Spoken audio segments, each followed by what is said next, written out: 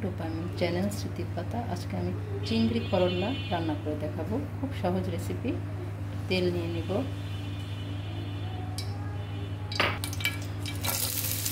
পেঁয়াজ কাঁচামরিচ দিব,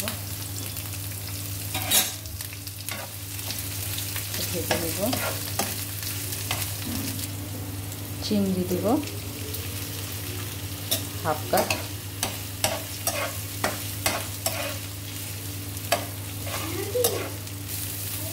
চিংড়ি পেঁয়াজটা একটু ভেজে নেব,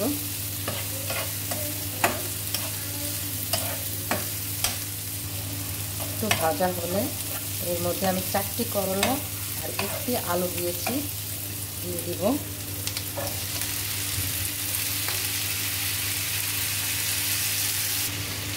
করলা ধুয়ে আর 1টি আলু ধুয়ে 10 মিনিটের জন্য পানি ঝারিয়ে নেব, তাতে তিতা ভাবটা থাকে না।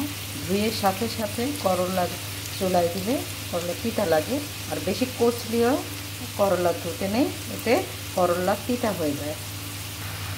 হলুদ দিয়ে দেব 1 চামচ, হলুদ দিয়ে দেব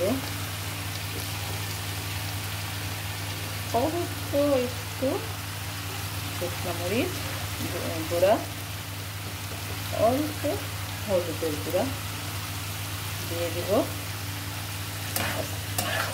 নাড়তে থাকবো,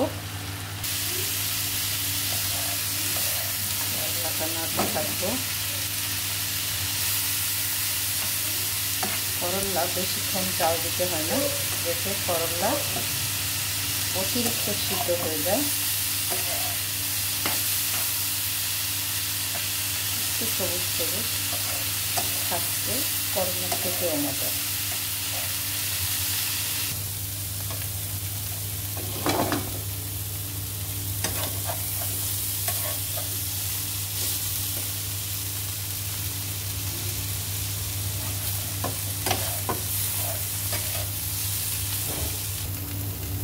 গিয়েছে সুস্বাদু চিংড়ি করল্লা, ভাতের সাথে খেতে অনেক মজা।